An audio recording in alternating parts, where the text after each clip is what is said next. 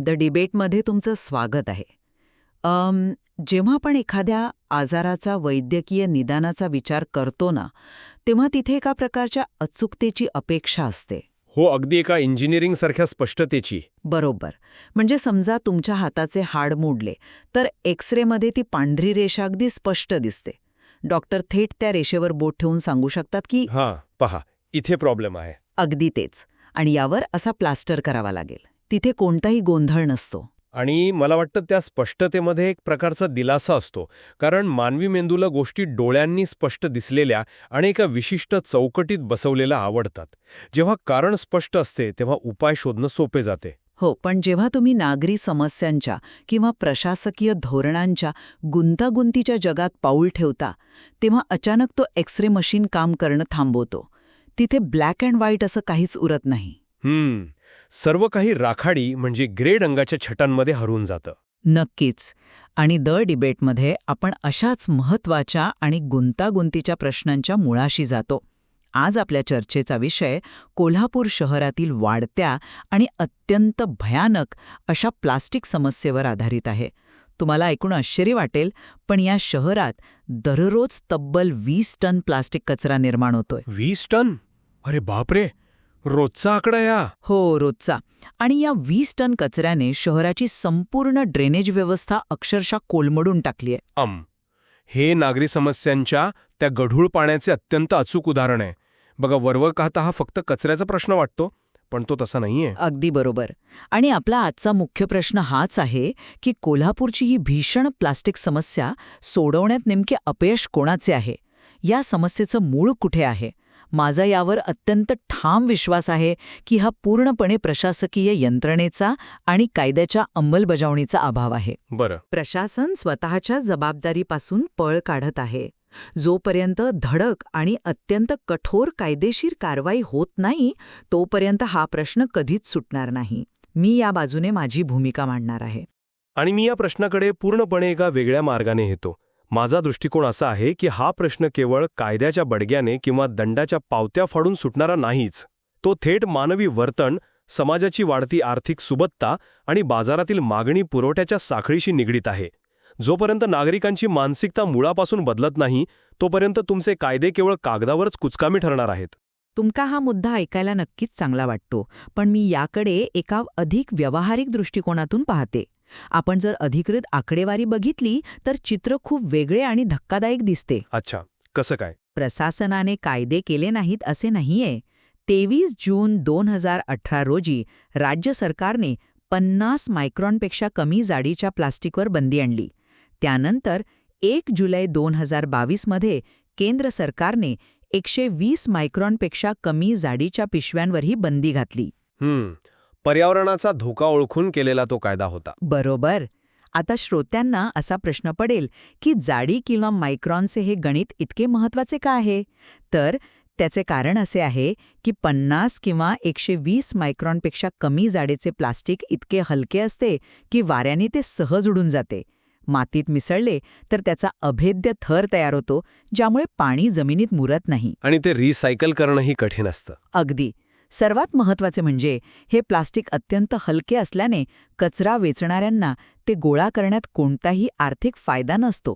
त्यामुळे ते रिसायकल न होता थेट गटारात जाऊन अडकते. हे तांत्रिक कारण अगदी योग्य आहे. म्हणूनच सरकारने त्यावर बंदी आणली. हो. आणि या कायद्यात 7,000 ते 25,000 रुपयांपर्यंत मोठा दंड आणि चक्क 3 महिने तुरुंगवासाची अत्यंत कडक तरतूद आहे. पण वास्तव काय आहे? कोल्हापूरमध्ये ही बंदी केवळ कागदावरच धूळ खात पडून आहे. तुम्ही आज कोल्हापूरच्या मध्यवर्ती मंडईत जा. होलसेल व्यापाऱ्यांच्या दुकानांमध्ये या बंदी असलेल्या पिशव्यांचे ढीग अगदी खुलेआम उपलब्ध आहेत. ते तर आहेच. आणि यावर महानगरपालिकेची कारवाई काय आहे? तर केवळ 300 किलो प्लास्टिक जप्ती आणि 1,70,000 रुपयांचा दंड. एका 20 लाख लोकसंख्येच्या जिल्ह्यात आणि जिथे रोज 20 टन प्लास्टिक निघते तिथे ही आकडेवारी काय दर्शवते? हे प्रशासनाचा निव्वळ निष्काळजीपणा आणि संभाव्य साटेलोटे, ज्याला आपण स्थानिक भाषेत मांडवळी म्हणतो, ते स्पष्टपणे दर्शवते. म्हणजे तुम्हाला म्हणायचंय की प्रशासन मुद्दाम कारवाई करत नाहीये? नक्कीच. जर प्रशासनाने स्वतःचं काम प्रामाणिकपणे केले असते आणि कायद्याची काटेकोर अंमलबजावणी केली असती तर शहराला केव्हाच शिस्त लागली असती. लोक कायद्याला घाबरले असते. पण मला तुमचा हा युक्तिवाद पूर्णपणे पटत नाहीये. तुम्ही जे सांगत आहात ते केवळ अर्धसत्य आहे. अर्धसत्य असं कसं? कारण बघा, तुम्ही कायद्याचे जे अपयश सांगत आहात ते या मोठ्या समस्येचे केवळ एक लक्षण आहे. तो मूळ आजार नाहीच मुळी. आपण आजारावर उपाय न करता केवळ लक्षणांवर मलमपट्टी करत आहोत. म्हणजे तुम्हाला नेमकी काय म्हणायचे आहे? कोल्हापूर शहरात दररोज एकूण 220 टन कचरा गोळा होतो. त्यापैकी तब्बल 10% म्हणजे दररोज 10 ते 11 डंपर भरून केवळ प्लास्टिक कचरा बाहेर पडतो. आता आपण याच्या मुळाशी जाऊया. हे कशाचे द्योतक आहे? समाजशास्त्रीय दृष्टिकोनातून कचरा अधिक निर्माण होणे ही आर्थिक सुबत्तेचे लक्षण मानले जाते. एक सेकंड. कचरा अधिक होणे हे आर्थिक सुबत्तेचं लक्षण, हे जरा जास्तच विरोधाभासी वाटत नाही का? अजिबात नाही. यामागचं कारण अत्यंत सोपे आणि स्पष्ट आहे. पूर्वीच्या काळी जेव्हा लोकांकडे पैशांची कमतरता होती तेव्हा आपण कापडी पिशव्या वारंवार धुवून वापरायचो. काचेच्या बाटल्या दुकानात परत देऊन पैसे परत घ्यायचो. वस्तू तुटली तर ती दुरुस्त करून वापरायचो. हो, कारण तेव्हा पर्याय नव्हते. बरोबर. तो एक प्रकारचा स्कॅर्सिटी माइंडसेट किंवा टंचाईची मानसिकता होती. पण आता तसं राहिलेलं नाही. लोकांकडे पैसा आला आहे, समाजाची क्रयशक्ती प्रचंड वाढली आहे आणि या सुबत्तेसोबत एक डिस्पोजेबल कल्चर म्हणजे वापरा आणि फेकून द्या ही नवीन संस्कृती उदयाला आली आहे. ते खरंय. 10 रुपयांची पाण्याची बाटली विकत घेणे आणि पाणी पिऊन ती फेकून देणे हे आता लोकांना सोयीचे वाटते. घरून पाण्याची बाटली सोबत बाळगण्याची तसदी कुणालाच घ्यायची नाहीये. पण या पैशांसोबत येणारी नागरिकत्वाची जबाबदारी मात्र आलेली नाहीये.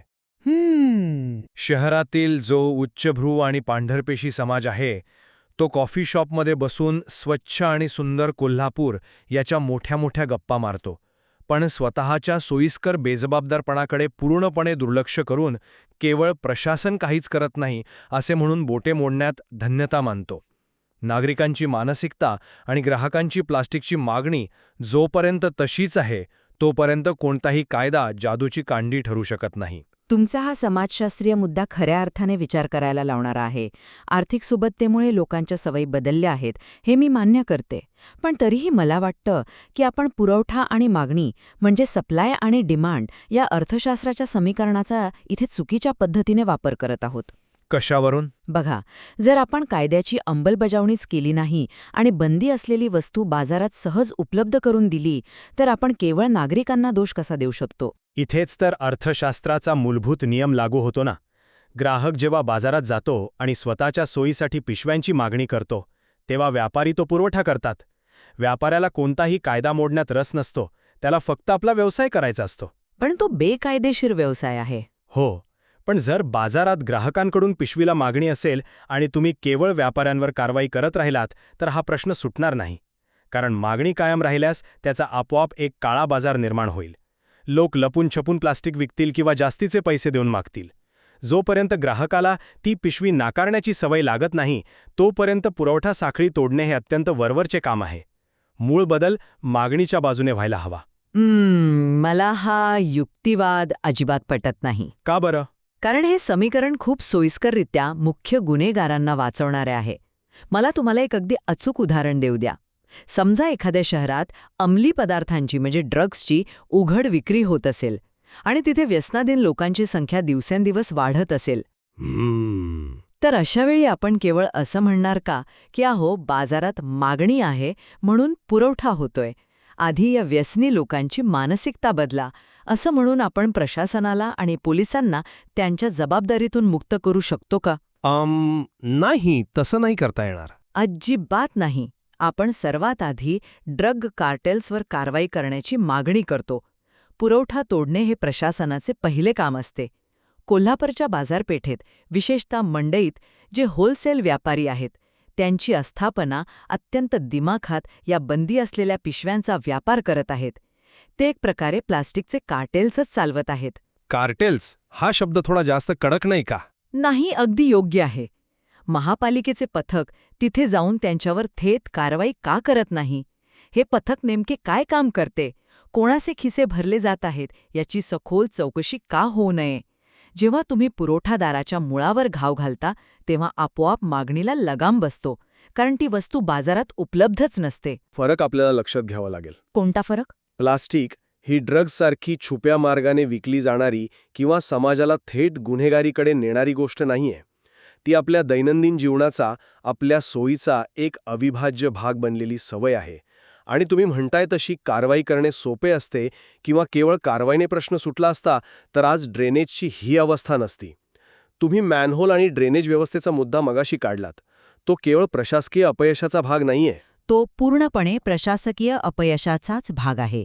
आज शहरातील कोणत्याही मुख्य रस्त्यावरून जा, ड्रेनेज तुंबल्याने मॅनहोलमधून दुर्गंधीयुक्त पाण्याचे आणि कचऱ्याचे साम्राज्य पसरलेले दिसते.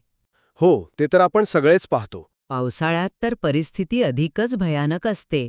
मैलायुक्त पाण्यातून नागरिकांना ये-जा करावी लागते.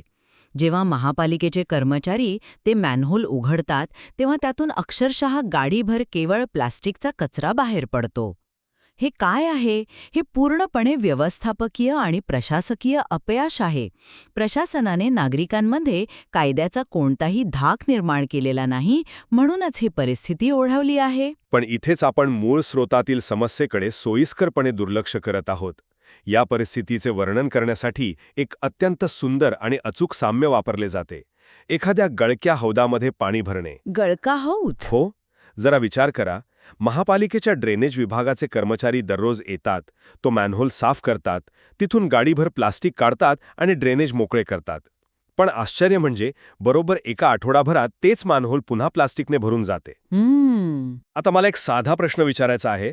तो मॅनहोल पुन्हा कोणी भरला? प्रशासनाने की त्याच रस्त्यावरून जाणाऱ्या आणि स्वतःला सुशिक्षित म्हणवणाऱ्या नागरिकांनी? हे गळक्या हौदाचं उदाहरण खऱ्या अर्थाने नागरिकांच्या वर्तनावर बोट ठेवते. हौद गळका आहे याचा अर्थ नागरी जबाबदारीत गळती आहे. मी हे अमान्य करत नाही की नागरिक कचरा फेकतात. बरोबर.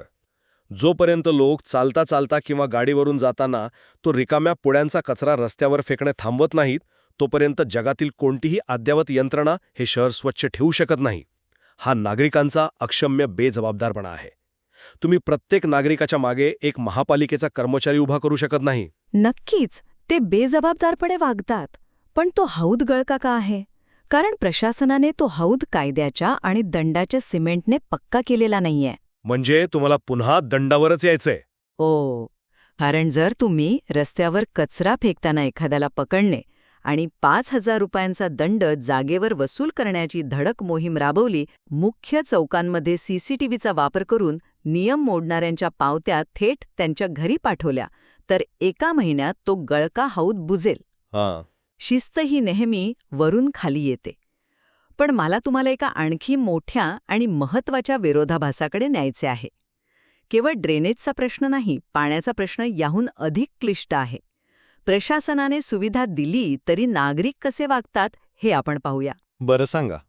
पंचगंगेच्या प्रदूषणामुळे कोल्हापुरात एकेकाळी कॉलरा, टायफॉइड यांसारख्या जलजन्य आजारांचं प्रमाण भयानक होते. यातून मुक्त होण्यासाठी कोल्हापूरकरांनी तब्बल 40 वर्ष लढा दिला. आणि त्यानंतर प्रशासनाने काय केले? पाईपलाईन आणली. अगदी बरोबर. तब्बल 550 कोटी रुपये खर्चून काळम्मावाडी धरणातून थेट पाईपलाईन योजना शहरात आणली. कोल्हापूरला स्वच्छ पाणी मिळवून दिले. प्रशासनाने एक उत्तम आणि कायमस्वरूपी पर्याय उपलब्ध करून दिला. हे प्रशासनाचे मोठे यश आहे, नाही का? हे बघा, याच 550 कोटींच्या प्रकल्पामध्ये नागरिकांच्या दांभिकतेचे आणि दुटप्पीपणाचे सर्वात मोठे उत्तर दडलेले आहे. कसं काय? प्रशासनाने 550 कोटी खर्च करून थेट शुद्ध पाणी तुमच्या नळापर्यंत पोचवले, पण आज परिस्थिती काय? घरात महापालिकेचे शुद्ध पाणी येत असतानाही आपण प्रवासात, हॉटेलमध्ये किंवा एखाद्या कार्यक्रमात गेल्यावर मिनरल वॉटरची प्लास्टिकची बाटली का विकत घेतो? ते सवयीचे झाले आहे म्हणून. बरोबर. या शुद्ध पाण्याच्या पुरवठ्यानंतरही कोल्हापूरकरांचा बाटलीबंद पाण्याचा वापर 10%नीही कमी झालेला नाही. नागरिक आजही महिन्याला कोट्यवधी रुपया बाटल्यांवर खर्च करत आहेत आणि रिकाम्या प्लास्टिक बाटल्या रस्त्यावर फेकत आहेत. याचा अर्थ काय? हा विचार करण्यासारखा मुद्दा आहे. याचा सरळ अर्थ असा होतो की तो प्रश्न आता शुद्ध पाण्याचा राहिलेलाच नाहीये. तो प्रश्न आता एका स्टेटस सिम्बॉलचा, सवयीचा आणि स्वतःचा सोयीचा झालेला आहे. 550 कोटींचा उत्तम पर्याय देऊनही जर समाज ही सवय सोडत नसेल तर तिथे प्रशासनाने अजून काय करावे अशी तुमची अपेक्षा आहे? हा मानवी मानसिकतेचा विजय आहे आणि पर्यावरणाचा दारुण पराभव आहे. लोकांची सवय बदलली नाही आणि ते अजूनही बाटलीबंद पाण्याचा वापर करत आहेत हे तुमचे निरीक्षण अगदी अचूक आहे. पण इथे मला तुम्हाला थांबवावंसं वाटतं आणि एक मोठे आव्हान द्यावंसं वाटतं. काय आव्हान? मूळ माहितीमध्ये यावर एक अत्यंत महत्त्वाचा उपाय सुचवला आहे. जुन्या बाटलीच्या मोबदल्यात नव्या बाटलीवर दरामध्ये सवलत किंवा इन्सेंटिव्ह देणे, जेणेकरून या रिकाम्या बाटल्या ग्राहकांकडून पुन्हा वितरकांच्या म्हणजे डिस्ट्रीब्युटर्सच्या दारात परत जमा होतील. पण माझा तुम्हाला प्रश्न असा आहे की हा पुढाकार वितरक स्वतःहून का घेतील? म्हणजे त्यांना नफा कमी मिळेल म्हणून? नक्कीच. त्यांच्या नफ्यातील वाटा कमी करून ते ग्राहकांना सवलत का देतील? या कॉर्पोरेट आणि व्यावसायिक जगाला वठणीवर आणण्यासाठी कायद्याची सक्ती आवश्यक नाही का? आणि इथेच एक्सटेंडेड प्रोड्युसर रिस्पॉन्सिबिलिटी म्हणजेच EPRची संकल्पना येते. अच्छा, EPR. ज्या श्रोत्यांना EPR म्हणजे काय हे माहीत नाही त्यांच्यासाठी सांगते, जो कारखाना कचरा निर्माण करणारी वस्तू बाजारात आणतो तीच कंपनी तो कचरा गोळा करण्यासाठी कायदेशीररित्या जबाबदार असते. समजा एका कंपनीने 1,00,000 बाटल्या विकल्या तर त्यातील किमान 80,000 बाटल्या त्यांनीच परत गोळा केल्या पाहिजेत. हे तत्वतः अगदी बरोबर आहे. हो, पण जोपर्यंत प्रशासन या कायदेशीर चौकडीत बसवून कंपन्यांना जबाबदार धरत नाही, त्यांना मोठा दंड लावत नाही, तोपर्यंत तुमचे हे इन्सेंटिव्ह मॉडेल काम कसे करेल? केवळ व्यावसायिक आणि समाजाच्या प्रगल्भतेवर आपण विसंबून राहू शकत नाही. कायद्याचा बडगा हवाच. तुम्ही अत्यंत योग्य ठिकाणी बोट ठेवले आहे आणि EPRची संकल्पना अतिशय सोप्या पद्धतीने समजावून सांगितलीत. कायद्याची चौकट आवश्यक आहे हे मी अजिबात नाकारत नाही. बरं. पण कायद्याची ती चौकट तेव्हाच यशस्वी होते जेव्हा समाज त्या इन्सेंटिव्हला किंवा सवलतीला योग्य प्रतिसाद देतो. जर समाजाला 10 रुपये वाचवण्यासाठी ती रिकामी बाटली दुकानात परत नेऊन देण्यापेक्षा ती चालता चालता रस्त्यावर भिरकावून देण्यात जास्त सोयील वाटत असेल तर वितरकाने कितीही मोठी सवलत देऊनही काही साध्य होणार नाही. म्हणजे तुम्हाला वाटतं लोक सवलतीलाही प्रतिसाद देणार नाहीत? होय, योजना कागदावरच राहील. म्हणूनच मी वारंवार सांगतोय की सामाजिक जाणीव ही प्राथमिक आणि सर्वात महत्त्वाची अट आहे. कायद्याचं काम फक्त दिशा दाखवणे आहे, पण त्या दिशेने प्रत्यक्ष चालायचे की नाही हे शेवटी त्याच समाजाला ठरवायचे आहे जो कचरा अधिक होणे हे सुबत्तेचं लक्षण मानतो. अजूनही दंड्याच्याच बाजूने आहात? हो, जर आपण आजच्या या संपूर्ण चर्चेचा सारांश काढायचा ठरवला तर माझी भूमिका अजूनही तीच आहे. किंबहुना तुमच्या उदाहरणानंतर ती अधिक ठाम झाली आहे. 5 ते 25,000 रुपयांचा दंड आणि तुरुंगवास यासारख्या तरतुदी केवळ कागदावर ठेवून आपण या शहराचा विनाश करत आहोत. प्रशासकीय साठेलोटे आणि अधिकाऱ्यांची डोळेझाक मोडून काढणे हाच कोल्हापूरला प्लास्टिक मुक्त करण्याचा एकमेव ठोस मार्ग आहे. आणि माझ्या मते जर 550 कोटींच्या पाणी प्रकल्पासारखे जगातील स्वच्छ पर्याय उपलब्ध असूनही आपण प्लास्टिकच्या बाटल्यांचा ढीग करत असू तर केवळ दंडाच्या पावत्या फाडून हा प्रश्न कधीच सुटणार नाही. आपल्याला आर्थिक सुबत्तेचा अर्थ नव्याने समजून घेण्याची गरज आहे. कचरा करणे हा आपला जन्मसिद्ध हक्क नाही, ही नागरी जाणीव निर्माण करणे आता अधिक तातडीचं झाले आहे. आपण इथे एका मुद्द्यावर नक्कीच सहमत होऊ शकतो. आपली दोघांचीही कारणमीमांसा वेगळी असली तरी सध्याची परिस्थिती अत्यंत धोकादायक वळणावर आहे हे आपण दोघेही मान्य करतो. महापालिकेची केवळ कागदोपत्री देखावा करणारी कारवाई आणि दुसरीकडे स्वतः कचरा करून प्रशासनाकडे बोट दाखवणारा समाज, या दोन्ही गोष्टी एकत्र येऊन कोल्हापूरच्या पर्यावरणाला विनाशाकडे नेत आहेत. अगदी 100% सहमत. एका बाजूला प्रशासनाची डोळेझाक आणि दुसऱ्या बाजूला नागरिकांचा बेजबाबदारपणा. दोन्ही बाजूंनी होणारे हे अक्षम्य दुर्लक्ष कोल्हापूरसारख्या सुंदर शहराचा श्वास कोंडत आहे. सुरुवातीला आपण जो एक्सरेचा विचार केला होता तिथेच आपण पुन्हा आलो आहोत. आज आपण ह्या चर्चेच्या माध्यमातून आजाराचे निदान तर अगदी स्पष्टपणे केले आहे. तो एक्सरे आता आपल्या सर्वांसमोर आहे. तुंबलेल्या मॅनहोलमधून बाहेर पडणारा तो कचरा आणि बाटलीबंद पाण्याचे व्यसन लागलेला समाज. अगदी. पण आता खरा प्रश्न हा आहे की कोल्हापूरला खऱ्या अर्थाने प्लास्टिक मुक्त करण्यासाठी कोणता घटक अधिक निर्णायक ठरेल? तो प्रशासकीय कारवाईचा निर्दयी सर्जिकल ब्लेड असेल की खुद नागरिकांनी स्वतःच्या जीवनशैलीत केलेला आमूलाग्र बदल? आणि मला वाटतं या अत्यंत कळीच्या प्रश्नाचं उत्तर आपण आमच्या ऐकणाऱ्या प्रगल्भ श्रोत्यांवर सोडायला हवे. त्यांनी स्वतःला हा प्रश्न विचारण्याची वेळ आली आहे. नक्कीच. श्रोत्यांनी त्यांच्या वैयक्तिक विचार प्रक्रियेतून आणि दररोज कोल्हापूरच्या रस्त्यांवरून चालताना येणाऱ्या अनुभवांवरून याचे उत्तर शोधावे. कारण हा विषय केवळ या चर्चेपुरता मर्यादित राहत नाही, तर तो आपल्या दैनंदिन जगण्याचा एक महत्त्वाचा भाग बनून राहतो. विचार करत रहा आणि आपल्या आजूबाजूला सकारात्मक बदल घडवत रहा. ऐकत रहा द डिबेट.